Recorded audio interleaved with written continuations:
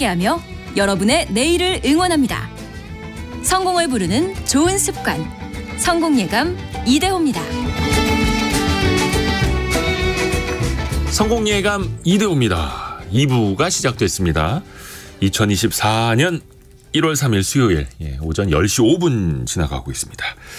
경제상식 퀴즈 정답 알려드릴 시간입니다. 항상 퀴즈는 1부 시작할 때 말씀해드리고 정답은 2부 시작할 때 알려드리고 있는데요. 정답은 크라우드 펀딩이었습니다. 크라우드 펀딩, 많은 사람들에게 돈을 모은다. 이거 뭐 불특정 다수가 될 겁니다. 또 사실 관심이 있으면 누구나 그 플랫폼에 가입만 하면 소액으로도 적게는 몇만 원도 할 수 있는 그런 크라우드 펀딩이죠. 이번에는 저희가 관객 12.12 1212만 명을 넘은 서울의 봄이라는 영화 또 크라우드 펀딩으로 자본 일부를 또 조달했다. 그런 소식도 알려드리면서 크라우드 펀딩을 경제상식 퀴즈로 내드렸고요. 6590님, 딸아이가 쇼핑몰에서 미리 결제를 하고 추후에 일정 개수가 확정되면 아트 제품을 제공받는 형태로 물건을 구입하는 걸 봤어요. 아티스트들에게는 좋은 투자인 것 같네요. 라고 또 의견 주셨습니다. 그죠. 그래서 처음에 재료비가 필요한데 뭐 저 공장에 임가공을 맡기려면 초기 투자금이 필요한데 돈을 마련하기 힘든 소상인들 뭐 이렇게 예술가들에게 초반에 그래서 이런 크라우드 펀딩이 주요했죠. 많은 또 도움을 또 받는 분들도 있고요. 2709님은 이거 영화가 잘 될지 안 될지 모르는데 이건 투자라고 봐야 될까요? 투기라고 봐야 될까요? 뭐 사실 한 끗 차이이기도 합니다. 그리고 이 크라우드 펀딩을 놓고 조금 논란도 사실은 있기는 합니다. 과연 이게 돈이 필요해서 하는 거냐, 그냥 홍보 수단으로만 활용하는 것 아니냐, 이런 측면도 있고 또 제대로 된 제품이 나오지 않는다라고 하면서 돈 날렸다 이렇게 하시는 분들도 있고요. 그래서 본인 책임 하에 자본을 던지는 거죠. 자본을 던지는 행위가 투자니까요. 투자 시장을 살펴봐야죠. 참. 증시 상황이 오늘은 좀 조정을 받고 있네요. 밤사이에 나스닥이 좀 많이 빠진 영향도 있는 것 같은데요. 코스피가 1.9%까지 밀려서 2618, 2600선 초반까지 좀 밀리고 있습니다. 코스닥도 1.45% 떨어진 866까지 내려가고 있고요. 환율은 1310원 정도를 가리키고 있습니다. 1310원. 밤사이에도 뭐 달러화가 다시 이제 가치가 올랐고 그러면서 조금 최근에 이어졌던 흐름과는 좀 반대로 뭐 그래봐야 뭐 며칠 안 됐습니다만 조금 이제 조정 양상도 나타나고 있습니다. 이 돈의 흐름, 뭐 밤사이에 나스닥이 좀 조정을 받고는 있습니다만 돈의 흐름이 어떻게 흘러가는지를 꾸준히 배워야죠. 그리고 그 돈의 흐름을 어디에서 주도하는가도 중요하죠. 대표적으로 미국의 실리콘밸리를 빼놓을 수가 없고요. 자, 미래 생활 사전 시간입니다. 항상 우리에게 실리콘밸리의 흐름을 명쾌하게 알려주는 분, 서울경제신문의 송일아 기자와 함께합니다. 안녕하세요. 네, 안녕하세요. 자, 2024년에는 또 실리콘밸리가 어떤 혁신을 보여줄까? 어떤 변화를 보여줄까? 키워드를 통해서 좀 살펴볼까요? 네, 그렇습니다. 보통 기술이나 산업 또 인간의 생애에도 이 사이클이라는 게 있잖아요. 네. 주기라는 게 있기 마련인데 작년에 실리콘밸리의 기술 투자 업계는 확실히 한 주기가 끝나고 새로운 주기가 시작된 해였어요. 그래서 실리콘밸리에서는 뭐 간단히 정리를 하자면 2008년도 글로벌 금융위기에서 세계 경제가 회복이 되기 시작했던 2011년 무렵부터 약 10년 동안 돈이 흘러 들어왔거든요. 네. 그래서 뭐 애플이나 구글, 아마존 같은 이 IT 기술로 무장한 기업들의 주가가 치솟았고 또 테슬라를 필두로 한 수많은 전기차 스타트업들이 등장을 했죠. 하지만 2023년 이 연준의 긴축 정책에 힘입어 이 실리콘밸리뱅크와 같은 이 지역 은행의 유동성 위기가 시작이 됐고 생각보다 장기간 동안 이어지는 이 고금리 기조에 이 투자가 급격하게 쪼그라들었단 말이죠. 네. 그래서 수많은 그동안 돈이 많이 풀려 있었던 그 돈을 향유했던 스타트업들에게는 작년 한 해가 참 힘든 한 해였어요. 올해도 녹록치만은 않은 상황인데요. 그래서 오늘 주제는 제가 그동안 실리콘밸리 기술 투자 트렌드를 쭉 봐오면서 네. 그 전과는 확연하게 달라진 것. 또 그중에서도 올해도 계속 좀 지속될 현상들을 정리를 해봤는데요. 한 6가지 키워드 정도로 이야기를 해볼 수 있겠더라고요. 네. 오늘은 그 내용을 좀 전달해 드리도록 하겠습니다. 6가지 키워드. 근데 그 중에서도 네. 이거는 절대 안 빠질 것 같습니다. AI. 그렇죠. 특히 또 실리콘밸리다 보니까. 맞아요. 많은 분들이 예상하실 텐데 첫 번째로 꼽은 키워드도 바로 AI의 습격입니다. 챗 GPT로 많은 분들에게 이제 알려진 AI 기술이 처음에는 그저 신기했잖아요. 네. 우와, 놀랍다, 신기하다. 그리고 나서 조금 지나고 나니까 너무 이 업계의 기술 발전 속도가 빨라서 예. 깜짝 놀라움으로 바뀌었고 이제는 기계가 진짜로 사람을 대체하는 거 아니야? 이런 좀 두려움, 실질적인 두려움으로 바뀌어가고 있는 단계인 것 같아요. 그러니까 실제 AI가 인간의 일자리를 대체할 수 있다는 우려가 나온 지 지금 고작 1년도 안 됐는데 이 실리콘밸리에서는 현실이 돼가고 있습니다. 최근에 미국 매체 디 인포메이션에 따르면 구글이 자사의 핵심 수익원인 광고 영업 부서의 인력이 3만 명 정도 되거든요. 와. 이 인력 대부분을 재편성할 계획이다. 이런 보도가 나왔어요. 광고 영업 직원만 3만 명. 근데 네네. 재편성이라는 건 뭐예요? 이걸 다시 구조조정을 하겠다는 얘기죠. 그러니까 물론 뭐 구조조정이라는 인력 감축이라는 멘트를 직접적으로 사용하진 않았지만 구글이 주요 광고주와의 파트너십을 감독하는 이 영업부서의 직원을 재배치하기 위해서 해고를 포함한 다양한 방안을 구상 중이다. 이런 보도였어요. 그래서 구글은 보면 사실 AI 기술을 누구보다 빠르게 도입한 회사잖아요. 네. 작년 5월 달에 뭐 예를 들어서 광고 내에서 여러 가지 언어로 변환할 수 있는 AI 기반 광고 툴을 발표를 하기도 했거든요. 그래서 AI를 이용해서 이제 광고주들이 더 빠르고 간편하게 광고를 할 수 있도록 설계를 한 거예요. 그래서 광고 영업이 앞으로 점점 더 필요가 없어지는 상황이 된 거죠. 그렇다면 광고 영업을 하는 사람의 숫자도 줄어들 수밖에 없겠죠. 그래서 이렇게 AI 기술을 정말 누구보다 빠르게 개발하고 또 발전시키고 있는 구글이 아이러니하게도 가장 빨리 AI를 일자리로 대체할 수 있는 기업이 될 수도 있다는 게 사실 우리에게 많은 걸 생각을 하게 하는 대목이었는데요. 청취자 여러분들은 이 실제 일하시는 현장에서 AI의 습격을 느끼시는 분들이 계실지 궁금해요. 혹시 있으셨을까요? 조금씩 그래도 체감이 되지 않을까요? 특히 저희 같은 경우도 유튜브 할 때도 편집할 때 네. AI 기술 툴을 이제 붙이는 것들이 많아졌어요. 그래서 그쵸. 편집 시간이 짧아지고 있죠. 맞아요. 저 같은 경우는 이제 기자니까 현장을 다니면서 이제 뭐 브리핑 같은 걸 들으면은 이 타자를 타이핑을 하잖아요. 저도 이제 아날로그 시대 사람이어가지고 인터뷰를 할 때나 뭐 그런 뭐 간담회 같은 걸 갔을 때 제가 스스로 타이핑을 하는 게 마음이 편하거든요. 그러니까 네. 상대방의 눈을 바라보면서 손을 부지런히 움직이며 나중에 그거를 보면서 복기를 할 때도 그렇죠. 누군가가 친 거를 본 것보다 제가 써놓은 거를 본 게 훨씬 더 그렇죠. 마음의 안정이 느껴지더라고요. 네. 근데 요즘은 아무도 이걸 안 하더라고요.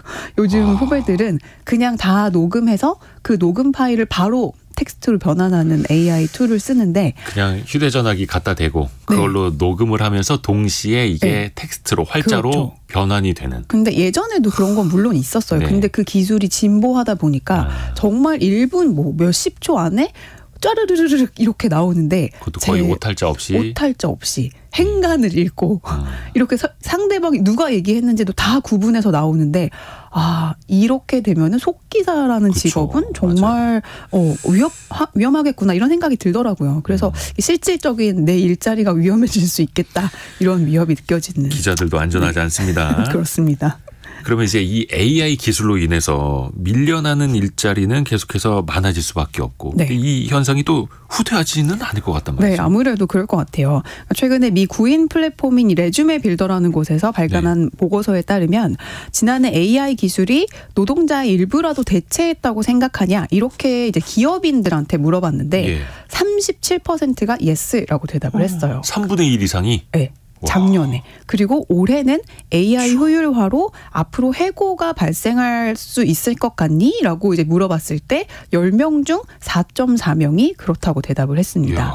노동자들, 그러니까 근로자들의 우려는 더 큰데요.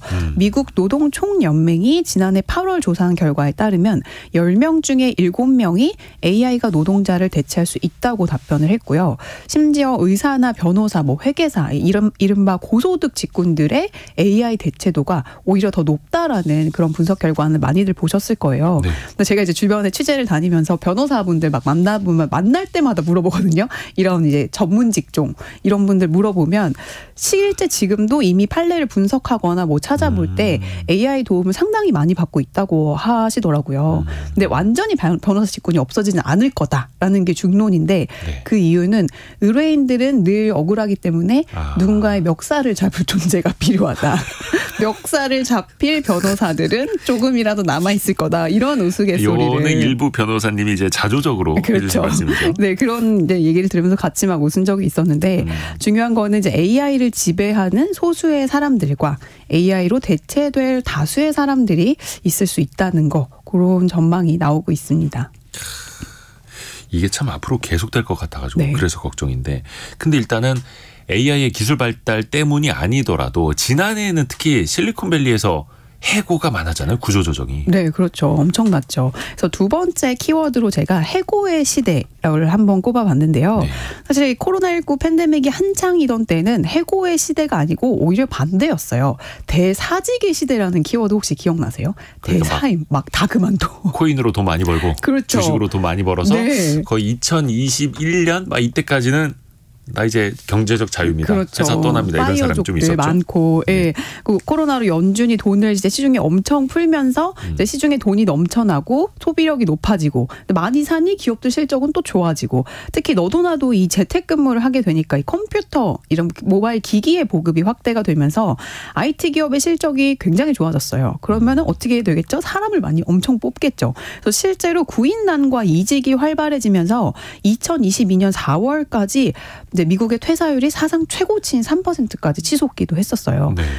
그래서 그때는 완벽하게 구직자 우위의 시대였죠. 그래서 막 투잡, 쓰리잡 막 뛰고 막 마음에 안 들면 그만두고 막 이런 게 일상화되다가 2023년 부터 이게 서서히 바뀌기 시작하면서 사직이 아닌 대해고의 시대로 들어선 건데요. 고금리가 장기간 지속이 됐잖아요. 네. 그래서 작년에 이제 연준이 시중에 풀려있던 돈줄을 다시 죄기 시작하면서 요런 트렌드도 이제 나타나기 시작한 거예요. 그래서 더 이상 IT 기업들의 수요도 늘지가 않으면서 이미 사람은 너무 많이 뽑아놨는데 어떻게 할 수가 없으니 대량으로 레이오프, 해고를 하기 시작한 겁니다. 특히 실리콘밸리는 노동의 유연성이 또 한국보다 훨씬 더 높기 때문에 쉽게 뽑고 쉽게 자를 수가 있어서이기 때문이기도 한데요. 통계를 좀 보면은 글로벌 테크 기업의 이제 감원 현황을 추적하는 사이트인 레이오프에 따르면 네. 지난해 한 해 동안 1,179개 테크 기업에서 해고된 인원이 총 26만 1,800명으로 집계가 됐습니다. 26만여 명. 네, 이게 와. 어느 정도냐면 그 전년 대비 60% 가까이 급증한 수준이에요. 그래서 이 해고의 중심에는 빅테크 기업들이 있었는데요. 네. 그 빅테크 중에서 작년 한 해 동안 가장 많은 인력을 감축한 기업은 아마존이었어요. 그래서 아마존이 2만 7천 명 정도 해고를 했고요. 메타가 2만 1천 명, 또 구글이 1만 2천 명, 마이크로소프트가 1만 1천 명가량 해고를 했습니다. 그래서 여기서 보면은 메타는 심지어 전체 직원의 20% 이상을 줄인 거예요.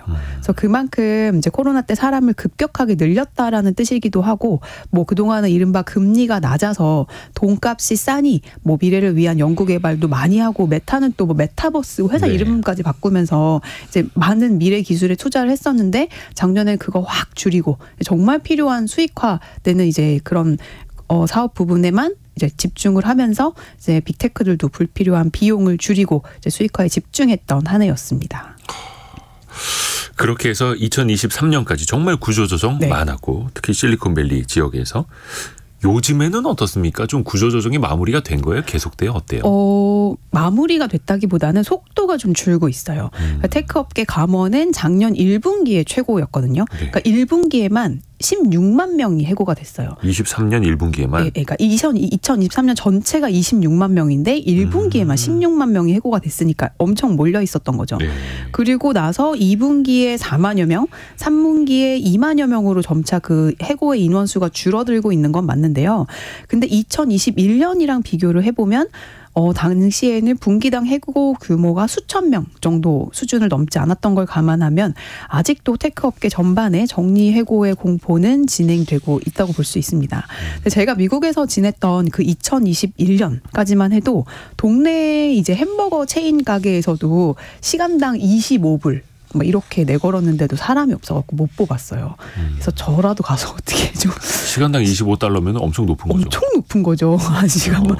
제가 기사 쓰는 것도 그 정도 안 될 것 같은 생각이 들 정도로 네 약간 그랬었는데 이제 재택근무가 이제 일상화가 되니까 사람들이 굉장히 그렇게 일자리를 구하기 쉬웠고 또 한편으로는 정부에서 주는 그런 패키지 그러니까 급여가 많았기 때문에 코로나 수당 같은 게 많았기 때문에 일부러 일을 안 한 사람들도 많았어요. 그래서 더 이제 인력난이 심했는데 지금은 네 격세지감이죠. 근데 여기까지는 최근에 한 1년 동안은 어떤 금리 때문에 그렇죠. 기업들이 좀 실적도 떨어지고 이자 비용 커지다 보니까 비용 절감을 위해서 사람을 줄였던 거고 이 앞에서는 우리가 AI의 역습에 대해서도 이야기를 하고 있는데 이 호석님이 저는 게임 회사 다니는데 이미지 제작에 AI를 사용합니다. 요즘 그 몇 초 만에 그림 다 그려주죠. 그리고 저 아는 분은 아내분이 성우인데 일자리를 잃으셨다고 하네요. 맞아요. 요즘에 그 AI 음성으로 네. 글자만 넣으면 알아서 정말 사람처럼 더빙을 해주는 그리고 어떤 그 유명인의 목소리를 한 30분 정도만 학습을 하면은 이제 그대로 그 목소리 톤이나 뭐 빠르기 이런 거를 흉내를 내서 그 멘트를 읽는 기술이 굉장히 발전을 맞아요. 했더라고요. 그래서 그 돌아가신 분의 목소리를 따서 또 노래를 네. 다시 이제 부르게 하기도 하고 또 그걸로 보이스 피싱에 또 악용을 하기도 하고. 맞아요. 아이고야 참. 그러니까 사람이 만든 IT 기술이 역설적으로 이제 사람을 대체하는 그런 상황이 된 거네요. 똑같은 해고의 시대인데 그 해고의 원인이 달라지는 네, 그런 상황인 것 같아요. 그 중심에 AI가 AI, 있죠. 인공지능이 있는 거고요. 이게 사실 AI 기술이 이제 발전을 하면 대중화가 얼마나 이제 될 것이냐도 중요하잖아요. 네.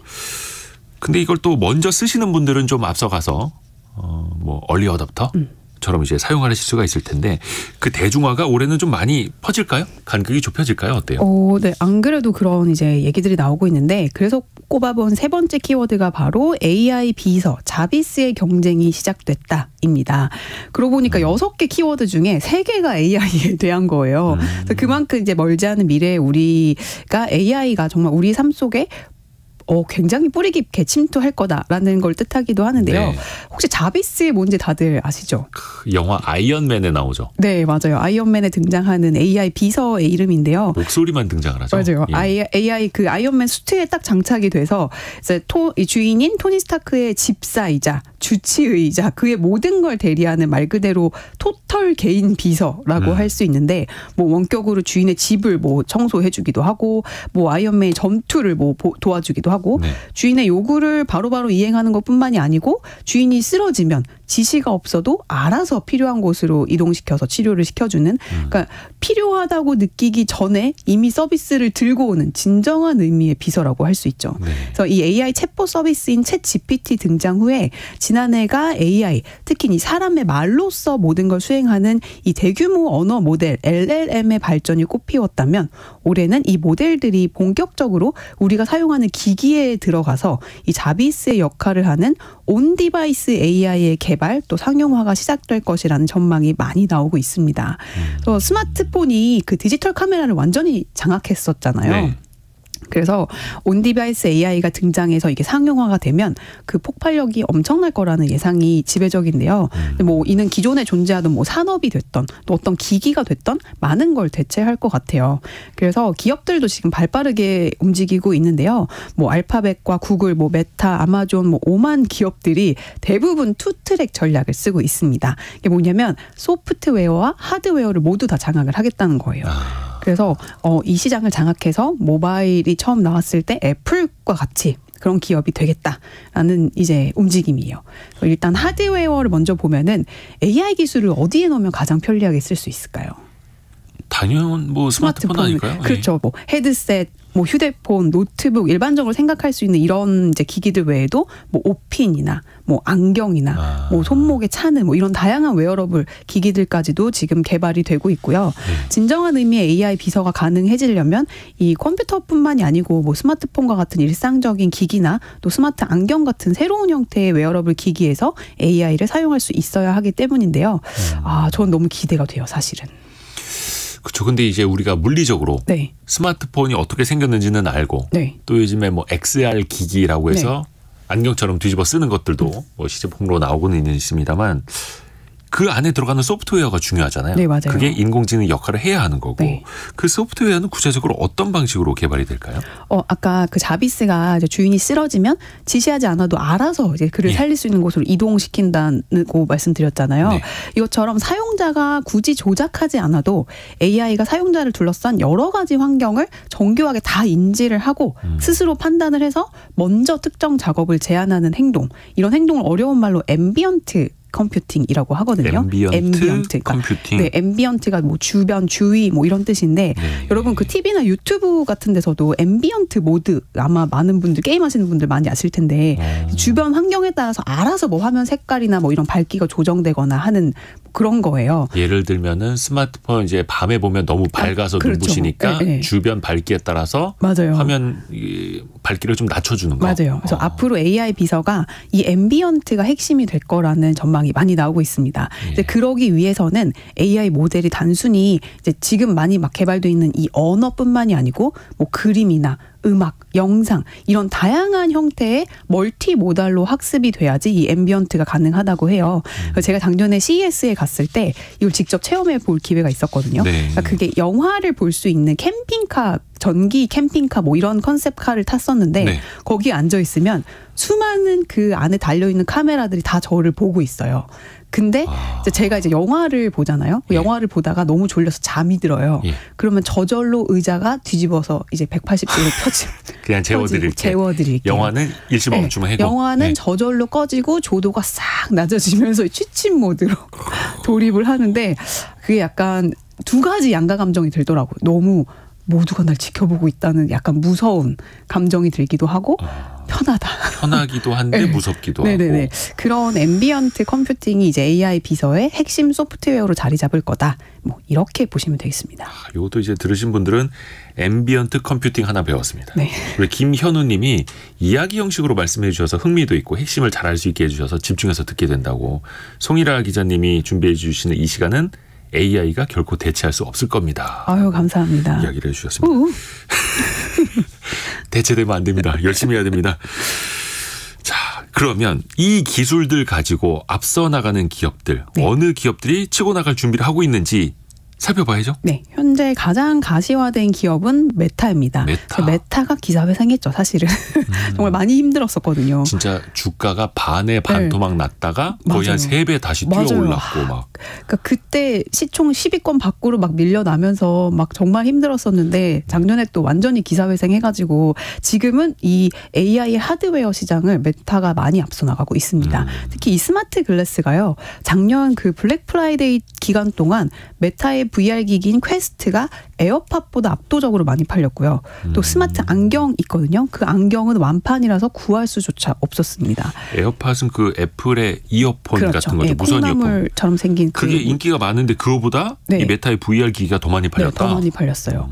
소프트웨어 역시 상당히 진화하고 있는데요. 뭐 자사의 대형 언어 모델인 라마를 기반으로 한 AI 기술과 또 스마트 안경과 결합한 AI 비서가 그 결과물이에요. 그래서 만약 사용자가 내가 들고 있는 셔츠랑 어울리는 바지를 추천해줘, 안경을 쓰고서는 바지 추천해줘라고 하면은 AI가 이제 그 바지랑 그 셔츠랑 어울리는 바지 몇 가지를 제시를 하고 뭐 거기에 쓰여 있는 언어를 뭐 스페인어를 영어로 바꿔준다든지 이렇게 변환까지 하는 그런 상황까지 이르렀습니다. 그래서 메타는 이 AI 비서의 테스트를 근데 미국 일부 사용자부터 시작을 해서 올해 정식으로 출시할 계획이라고 해요.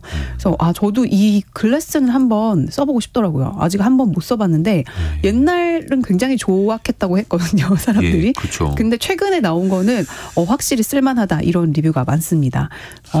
오픈 AI 같은 경우는 GPT-4로 지금 기술적인 부분에서는 앞서 있는 만큼 타사 기업에 투자를 해서 협업하는 방식으로 이 AI 기기 개발에 공을 들이고 있고요. 밖에 애플은 하드웨어 강자답게 이제 다음 달 출시 예정인 그 고사양 애플 비전 프로 있잖아요. 그 혼합 현실 헤드셋에 영혼을 담았다. 이런 썰들이 나오고 있습니다. 근데 사실 한 수년 전에 구글 글래스인가 뭐 하나 나온 적이 있었을 네, 거예요. 맞아요. 근데 그게 카메라가 안경 바깥에 이렇게 달려있다 보니까 맞아요. 보는 사람들이 위화감을 느낀다. 맞아요. 나를 몰래 찍고 있는 것 같다. 이래서 기피하게 됐었거든요. 그러면서 사장됐는데. 맞아요. 그래서 그 프라이버시 문제 때문에 예. 뭐 법원도 가고 그랬었는데 앞으로 그런 개인 정보 보안 이런 것도 굉장히 발전을 할 것 같아요. 이야, 스마트 안경 이것도 저도 이제 기대가 됩니다. 메타를 비롯해서 사실 실리콘밸리의 그 빅테크 기업들 상당히 많고 23년도에도 주가도 엄청 뛰었습니다. 네, 맞습니다. 그러면서 일종의 테마처럼 엮였던 게 매그니피센트 세븐이라고 해서 쉽게 말해서 이 테크 기업들 중에서 잘 나가는 큰 기업들 7개만 계속 잘 나가는 그 돌풍이 있었잖아요. 2024년에도 이어질까요? 아, 그러게요. 저의 가장 큰 관심사이기도 한데 돈 벌어야 합니다, 여러분. 매그니피센트라고 작년에 등장을 했잖아요. 예. 그래서 이게 이제 빅테크 7대 기업 애플과 마이크로소프트, 구글, 아마존, 엔비디아, 메타, 테슬라까지 지칭하는 용어인데요. 예전에는 빵이라고 해가지고 뭐 넷플릭스 뭐 있었는데 이제는 매그니피센트 세븐 말도 어려워요. 그래서 작년에 나스닥 지수가 44% 이상 이제 상승을 하는 등 이 기술주가 최고 오름세를 보였는데요. 이 친구들 덕분이었습니다. 그래서 뭐 S&P 지수는 작년 한 해 동안 24.5% 올라서 사상 최고치에 근접을 했고 이제 이 빅테크들이 수익성 악화와 해고가 이어졌지만 이 친구들이 굉장히 많이 올랐기 때문에 그 강세장을 이끌었어요. 제일 많이 오른 기업이 엔비디아로 한 해 동안 238% 올랐고요. 메타가 197%, 테슬라 112%, 제일 적게 올랐던 애플마저도 48%가 올랐습니다. 그래서 이거 보면은 S&P 500 지수가 500대 기업으로 구성이 되잖아요. 그렇죠. 근데 이 매그니피센트 세븐 주가가 지난해 평균 75%가 올랐단 말이죠. 근데 나머지 493개 기업의 주가 상승률은 12%에 그쳤어요. 그래서 이게 참 주가 상승에 기여한 정도가 크구나. 그래서 올해의 시장은 아무래도 AI가 이끄는 강세장에 대한 기대감이 굉장히 큰 상황이고 이제 뭐 블룸버그나 골드만삭스 이런 기관들 뭐 언론 매체에서도 앞으로도 올해도 꽤 많이 오를 거다. 이런 전망들을 내놓고 있습니다. 왜냐하면 AI를 자본력이 가진 기업들이 주도하는데 아무래도 이 빅테크들이 돈이 많기 때문에 AI 투자 여력도 많고 또 하드웨어를 대중화시킬 좀 능력도 있기 때문에 다시 이 기업들에 아무래도 좀 계속 가지 않을까라는 기대감이 나오고 있어요. 기술력도 있고 자본력도 있고 인력도 있고 그렇죠. 그래서 우리말로 따지면 가장 중한 7개 회사. 매그니피센트. 사실 이게 발음도 어렵고 용어도 어려운데 황야의 7인이라는 그 서부 영화 기억하시는 분들 계시지 모르겠는데 제가 찾아보니까 1962년에 나온 영화더라고요. 제가 너무 어려서 모른 것 같아요. 요거 그래서 뭐 다시 보기 이렇게 보시는 분들이 있는데 그 용어 매그니피센트는 그때부터 매그니피센트 세븐이라고 만들었던 용어가 지난해 다시 이제 빅테크 기업들에게 붙었다라는 거고. 근데 이제 올해는 11월에 미국의 대선이 있다 보니까 아무래도 정책이라든지 어떤 표심의 향방에 따라서 이들 기업들도 좀 주가라든지 좀 변동성이 심하지 않을까요? 네, 아무래도 가장 큰 변수 중에 하나가 대선이 아닐까 싶은데요. 통상적으로 대선이 있는 해에는 주가의 수익률이 평균보다 약해지는 경향이 있어요. 상반기에 그래서 험난하고 하반기에 대선 끝나고 랠리가 있을 거다. 이런 전망들도 나오고 있거든요. 대선이 이제 11월인데 트럼프가 만약에 다시 대권을 잡을 경우 이제 바이든의 모든 정책을 뒤집을 수 있다는 점에서 상당히 큰 리스크로 인식이 되고 있고요. 그래서 지수 전반전 성과가 부진할 거란 예측이 그래서 나오고 있어요. 그래서 이 통계를 보면은 1932년 이후에 S&P 500 지수는 선거 전에 12개월 동안 평균적으로 7% 상승을 했거든요. 근데 선거가 없던 해에는 9%였어요. 그래서 아무래도 선거가 있는 해가 조금 더 낮았다는 얘기겠죠. 특히 1984년도 이후에는 선거가 있었던 해의 수익률이 평균 4%에 불과합니다. 그리고 특히 IT 부분이 일반적으로 선거가 있는 해에 가장 성과가 저조한 섹터였기 때문에 우리가 조금 더 좀 지켜볼 필요는 있을 것 같아요.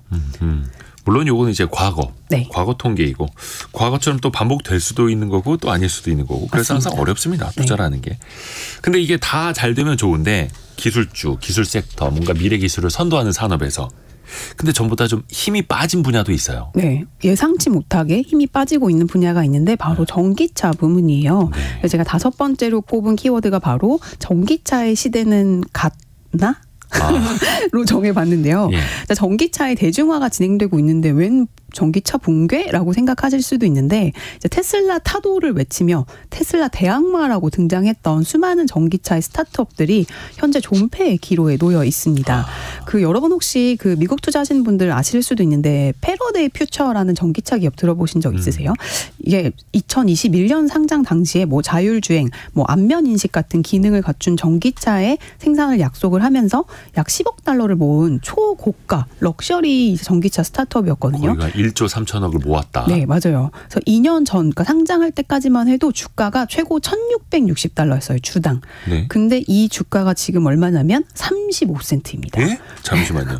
1,660달러까지 갔다가 네. 35달러가 아니라 35센트요. 센트? 네, 그래서 지금 무려 되네. 99.98% 하락을 해서 사실상 휴지 조각이 됐고요. 어머나. 리비안도 잘 아실 텐데 그렇죠. 리비안은 상장 직후에 전 세계 자동차 기업을 통틀어서 시가총액 3위까지 치솟는 그런 기업을 토한 기업이란 말이에요. 예, 신생 예. 스타트업. 저희가 이걸로 이제 방송도 하기도 했었는데 이게 리비안도 역시 상장 초반 120달러 육박하던 주가가 지금은 그나마 나아서 20달러대 거래되고 있습니다. 오메. 네. 그러니까 이제 돈이 넘쳐 흐르던 시절에는 그렇죠. 주가도 이제 고평가를 받았고 미래를 장악할 것 같았는데 조금씩 이제 어려워지고 있다. 네네. 테슬라는 어때요? 테슬라는? 테슬라는 이제 아무래도 1위인 만큼 그나마 선방을 하고 있다고 표현을 할 수 있을 것 같은데요. 간밤에 지난해 4분기 차량 인도량을 발표를 했어요. 그래서 작년 4분기 동안 48만 4,507대를 인도를 해서 한 해 동안 180만 대 넘는 차량을 고객에게 인도를 한 걸로 이제 집계가 됐는데 이는 전년 대비 약 40% 가까이 증가한 수준입니다. 이게 테슬라가 이제 전망했던 수치랑 비슷했어요. 맞았어요. 그래서 올해 인도량이 최소 180만 대는 될 거다 이렇게 작년에 얘기를 했었는데 실제 달성을 한 거고요. 하지만 판매량 증대를 위한 대대적인 가격 인하를 했죠. 그래서 그 외에 전기차 시장은 지금 심각하게 침체돼 있다라고 보시면 될 것 같아요. 그 2020년에서 2021년 전기차 스타트업 열풍이 한창이던 때 이 시장을 주도하던 9개 전기차 브랜드의 시총 합계가 한때 610조가 넘었었거든요. 근데 이게 지금은 얼마냐면 88조로 쪼그라들었습니다. 그래서 불과 1, 2년 사이에 전체 기업 가치의 90% 가까이가 공중으로 사라진 거예요. 그래서 향후 50년을 지배할 산업으로 인식되는 지금 전기차 시장의 버블이 붕괴되고 있다라고 특히 이제 스타트업들 한해서. 사실 이게 버블인지 아닌지 거품인지 아닌지는 참 지나봐야 맞아요. 알게 되는데 일단 현재까지는 기업들이 많이 어려워진 상황이고 전기차 시장이 이렇게 갑자기 힘들어진 데는 어떤 이유가 있을까요? 직접적인 원인이 금리 있죠. 그래서 연준의 금리 인상인데 전기차 스타트업들이 고점을 기록했던 2011년 11월이 어떤 시기였냐면 제롬 파월 연준 의장이 의회에서 인플레이션, 고물가가 장기간 고착화될 수 있다고 처음으로 인정했던 시기였어요. 그러니까 그 전까지 파월은 항상 뭐라 그랬냐면 인플레이션이 일시적이다. 트랜지토리 계속 이 얘기를 했었거든요. 근데 요때 물가가 계속 높을 수 있겠다라고 처음으로 인정했던 시기가 이제 전기차 스타트업이 고점을 찍은 시기였어요. 그래서 이렇게 연준의 긴축 정책이 가시화가 되면서 꿈으로 먹고 사는 성장주의 한복판에 있는 스타트업들의 붕괴가 빠르게 시작됐고요. 게다가 엎친 데 덮친 격으로 전기차의 수요도 줄기 시작했습니다. 실제 전기차 최대 시장의 중국인 최대 시장인 중국의 경우 2022년에는 전년 대비 100% 성장을 했는데 네. 지난해 10월 기준으로는 누적 30% 성장에 그치면서 성장률이 실제 둔화되기 시작했고요. 이것도 성장을 하긴 한 건데 성장률이 둔화됐다. 맞아요. 그리고 뭐 고금리가 지속이 되고 또 전기차 주요 시장인 중국과 유럽의 뭐 보조금 삭감 뭐 이런 다양한 원인들이 꼽히고 있는데 이로 인해서 글로벌 완성차 업체들은 작년에 줄줄이 다 투자나 생산을 미루거나 취소한다는 발표를 했었죠. 그러면 전기차 시장이 어떻게 좀 반전을 보여줄 수 있을까요? 아니면 올해도 힘들까요? 네, 이것도 전망이 좀 나뉘고 있는데 업계에서는 지금 글로벌 전기차 수요가 캐즘의 영역에 진입했다. 캐즘. 네, 지난번에 한번 우리 가르쳐 주셨는데. 맞아요. 이게 캐즘이 뭐냐면 협곡을 뜻하는데 산업 용어로는 뭐 첨단 신기술 제품이나 서비스가 초기 시장에서 주류 시장으로 넘어가는 과도기에 일시적으로 수요가 잠깐 침체되거나 정체되는 그런 현상을 의미를 한대요. 그 협곡에 지금 빠져버렸다. 그렇죠. 그래서 이를 넘어서는 제품은 대중화에 성공을 하지만 그렇지 못하는 제품들은 일부 얼리어답터들의 전유물로 남게 된다는 뜻인데요. 특히 오는 11월에 예정돼 있는 미국의 대선이 가장 큰 중요한 변수가 될 것 같아요. 왜냐하면 이 바이든 대통령이 뭐 인플레이션 감축법, 이 IRA를 비롯한 이 친환경 정책을 강하게 지금 밀고 있잖아요. 근데 트럼프가 당선될 경우에는 이 향후 예정된 친환경 정책들도 모두 백지화시킬 수도 있고요. 실제 한 연설에서 트럼프는 뭐라고 했냐면 전기차 보조금 정책에 굉장히 부정적으로 언급을 하기도 해서 이 대선이 좀 중요한 변수가 되지 않을까라고 생각하고 있습니다. 그렇죠. 또 트럼프가 다시 당선되면 또 어떻게 할지 모르니까. 네. 근데 사실 이게 전기차 업계뿐만 아니라 대부분의 스타트업들이 투자를 받아서 어떻게 보면 이제 성장을 하고 있었는데 지난해는 대부분의 스타트업들이 힘들었을 거예요. 네, 맞아요. 뭐 그냥 뭐 초기 스타트업뿐만이 아니고 유니콘에 달하는 스타트업들도 작년에는 많이 힘들었는데요. 그야말로 스타트업의 겨울을 넘어서 빙하기라는 표현까지 등장하기도 했습니다. 그래서 글로벌 시장 조사 업체 피치북에 따르면 작년 한 해 동안 미국에서 약 3,200개 스타트업이 파산을 했고요. 그래서 여기에 투자한 투자금이 이제 휴지 조각이 됐겠죠. 예. 그 투자금이 35조가 넘는다는 통계가 우리 돈으로 나왔습니다. 35조 원 넘는 돈이 네. 미국 스타트업들의 파산으로 인해서 날아갔다. 그렇죠. 어마어마하네. 네, 유니콘도 피해갈 수는 없었는데요. 뭐 공유 스타트 스쿠터 킥보드 있잖아요. 전동 킥보드. 네, 전동 킥보드 업체인 버드도 최근에 파산 신고를 했고요. 뭐 유니콘에서 좀비로 되고 있다 이런 기사들도 쏟아졌었어요. 그래서 이런 추세는 한국도 마찬가지인데요. 뭐 기업 가치 10억 달러 이상인 이 한국 유니콘 기업은 2022년까지만 해도 한 해에 20개가 넘는 이제 유니콘이 등장을 했었는데 작년에는 하나도 탄생을 하지 못했고요. 뭐 올해는 금리 인하가 아무래도 예정이 돼 있어서 작년보다는 좀 나아지지 않을까라고 생각하는데 여전히 신규 투자는 얼어붙어 있는 상황입니다. 그래서 그 키워드 중간에 한번 정리해 보자면 네. AI의 습격, 해고의 시대, 인공지능 비서, 자비스의 경쟁, 매그니피센트 세븐의 돌풍, 그리고 무너진 전기차까지였는데 마지막 6번째 뭡니까? 네, 마지막 6번째는 이제 방금 말씀드렸던 스타트업의 혹한기와도 연결되는 키워드인데요. 위워크의 파산으로 본 상업용 부동산의 미래입니다. 상업용 부동산의 네, 미래. 이것도 미국 이제 지금 특히 실리콘밸리에서도 째깍째깍하고 있습니다. 그래서 위워크 역시 뭐 공유경제의 상징으로 여겨지고 한때 기업 가치가 60조 원이 넘었던 정말 이 입지전적인 기업이었는데 결국에는 작년 11월에 실적 악화를 견디지 못하고 파산보호 신청을 했는데요. 와, 이게 얘기 들어보니까 뉴욕 안에서만 47곳의 위워크 오피스 빌딩을 확보를 하고 있었는데 이 중에 35곳을 폐쇄하기로 거의 그냥 사라지는 거예요. 했다고 해요. 그래서 다른 곳들도 지금 부동산 계약을 줄줄이 해지를 하고 있고 그래서 안 그래도 지금 미국 상업용 부동산이 이제 높은 공실률로 허덕이고 있는데 이 위워크발 후폭풍이 이제 이어질 거다라는 경고음이 나오고 있습니다. 그래서 위워크가 파산 신청과 함께 폐쇄를 발표한 미국 내 사무실이 약 70곳인데 이 중 절반이 뉴욕에 있어요. 지난번에는 샌프란시스코 지역에서 공실이 또 심각하다라는 것도 이야기해 주셨는데 뉴욕도 마찬가지고요. 많이 이제 공급량이 쏟아져 나오는 거죠. 빈 건물들이. 근데 이것뿐만이 아니라 이게 공실률이 언제까지 가느냐. 네. 이것도 되게 중요하잖아요. 지금. 맞아요. 그래서 근데 나아질 기미가 잘 안 보이는 것 같아요. 그래서 미국 상업용 부동산 시장은 지금도 악화 일로를 걷고 있는데요. 코로나19 이후에 재택근무가 자리를 잡으면서 공실률이 급격하게 치솟았고 최근에 이제 부동산 정보업체의 커머셜 에지라는 정보업체에 따르면 미국 상위 50개 도시의 평균 사무실 공실률은 작년 11월 기준 18.2%로 사상 최고치를 기록했습니다. 그래서 보면은 미시건 디트로이트가 25.7%, 텍사스 휴스턴도 25%가 넘고요.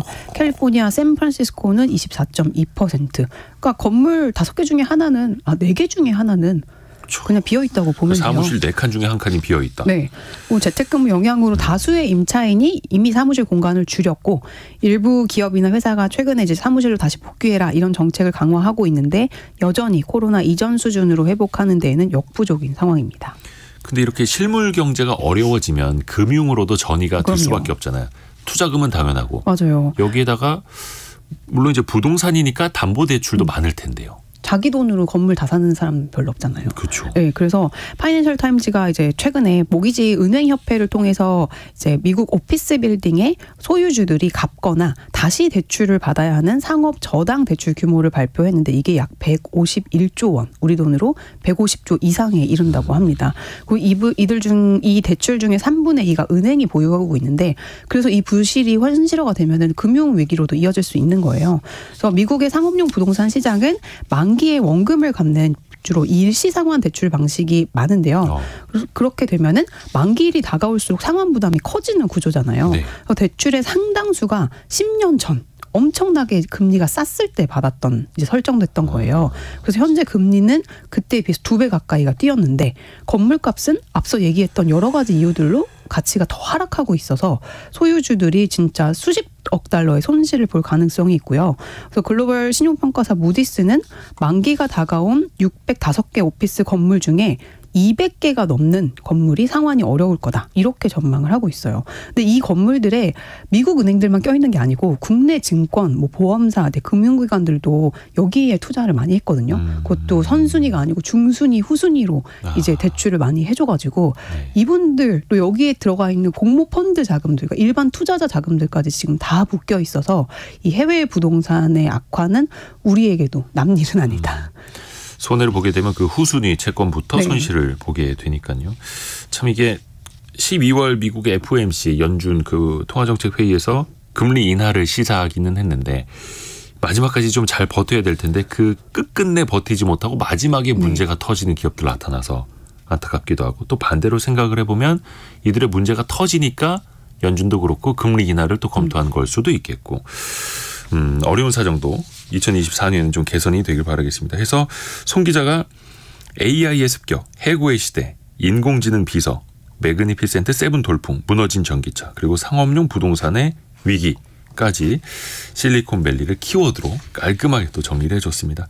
서울경제신문 송일아 기자와 함께했습니다. 고맙습니다. 네, 감사합니다. 라디오 정보센터 다녀옵니다. 더불어민주당 이재명 대표를 흉기로 찔러 살인 미수 혐의로 체포된 66살 김모 씨가 오늘 새벽까지 강도 높은 수사를 받았습니다. 경찰은 이르면 오늘 구속영장을 신청할 예정입니다.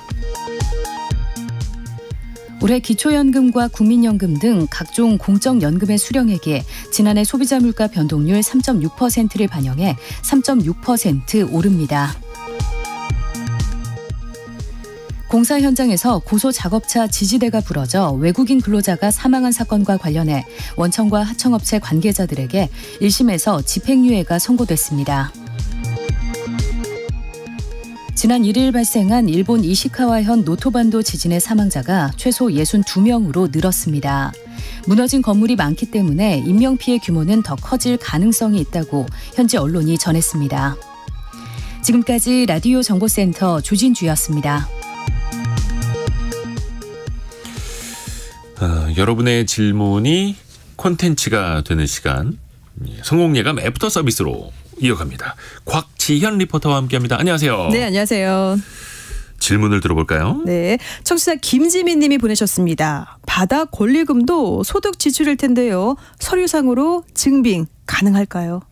무슨 바닥에 권리가 있느냐 하겠습니다만 참 네. 바닥에도 권리가 있더라고요. 있습니다. 영업 권리금과 다르게 바닥 권리금, 그러니까 부동산 그 자리세라고 해야 될까요? 네. 그 자리에 들어가면 돈을 많이 벌 수 있고 어떻게 보면 내 장사하는 가게의 가치가 올라갈 수 있으니 바닥 권리금이라는 것도 이제 주고받게 되는데, 이게 건물주에게 주기도 하고요. 아니면 뭐 전임 임차인에게 주기도 하는데, 전에 이제 영업을 하던 분에게 주기도 하는데, 이게 법적으로는 보호받지 못하는 금액이라고 합니다. 그러니까 네. 사인과 사인 간의 어떤 권리를 그냥 주고받는 거래다 보니까, 그래서 혹시라도 나중에 문제가 되지 않기 위해서 임차 계약서에다가 이 권리금 관련된 조항을 꼼꼼하게 써 놓으실수록 좋다라는 겁니다.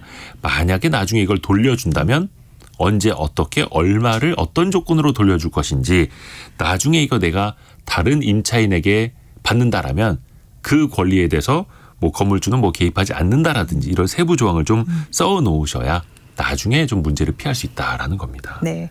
이어서 청취자 정영규님은요, 커피 한 잔 팔면은 얼마나 남나요? 라고 보내셨어요.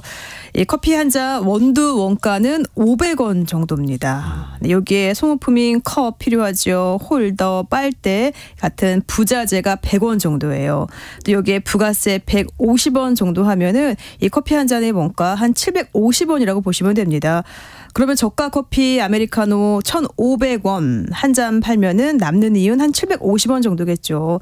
근데 중요한 거는 커피 전문점 운영하려면요, 상가 관리비 내야 되죠. 수도 요금에 전기 요금에 인터넷 등 공과금 내야 되죠. 또 전기 소독해야 되죠. CCTV 포스기 대여를 내고 또 고정 비용도 내야 돼요. 또 여기서 끝나는 게 아니라 또 가장 큰 비중을 차지하는 게 바로 인건비죠.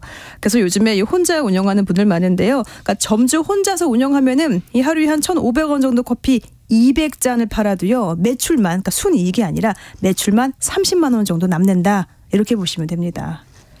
200잔을 팔아도 매출이 30만 원이다. 그러면 이걸 이익단에서 내가 남기려면 훨씬 더 많이 팔아야 된다는 거죠. 네. 다음 질문은요. 네, 문성진님은 태형건설에 공적 자금이 투입이 된다면 이미 투입됐죠. 이 차후에 회수는 어떻게 하는지요? 뭐 태형건설의 주 채권은행이 산업은행이니까, 또 산업은행의 최대 주주는 기획재정부니까 간접적으로 국민의 자금이다 이렇게 볼 수도 있겠죠. 네. 그래서 일단은 그 자금을 회수하려면 이 회사가 정상화되는 게 제일 중요한 겁니다. 채권단이 돈을 더 빌려주면 과연 살아날 수 있을 것이냐. 그래서 추가 대출, 추가 지원을 하게 되는 거고요. 네. 이 회사 경영이 정상화돼야 빚을 제대로 갚을 수가 있겠죠. 그렇죠. 만약에 그게 안 될 것 같다라고 하면은 채권을, 이 빚을, 돈을 빌려준 걸 주식으로 전환해서 회사 자본금을 늘려주는 경우도 있는데, 그렇게 되면은 나중에 이 주식을 팔아야만 원금을, 투자금을 혹은 대출금을 회수할 수 있는 게 되겠죠. 그때 되면 또 M&A까지 되어야 하는 좀 오래 걸리는 작업이기도 합니다. 네. 이어서 5988번님은 코스닥에서 코스피로 첫 상장을 하면 이 코스피 상장 첫날 몇 % 상한가 할 수 있나요? 이게 이전 상장도 동일하게 가격 제한 폭이 적용이 되는 걸로 알고 있는데요. 네. 다만 이게 코스닥에서 코스피로 갔다고 해서 막 주가가 뛰는 요인은 결코 아닙니다.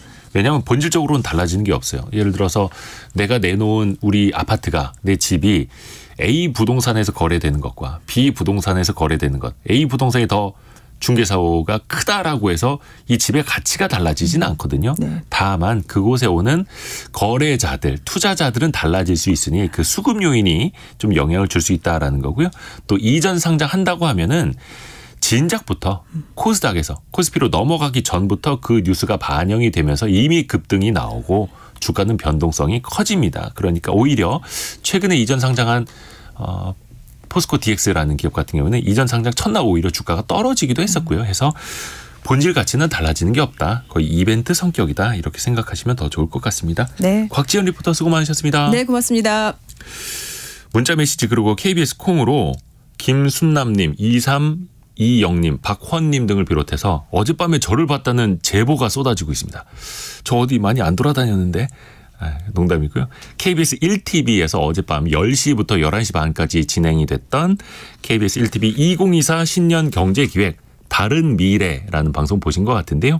이게 사흘간 3일 동안 이어집니다. 그래서 오늘 밤과 내일 밤 10시에도 함께 보실 수 있고요. 우리나라의 현재 경제, 또 세계 경제, 미래를 내다보는 좋은 콘텐츠들이 정말 많이 준비되어 있습니다. 오늘 밤 내일 밤 10시에도 KBS 1TV 많은 시청 부탁드립니다. 고맙습니다. 성공 예감은 오늘도 여러분을 응원합니다.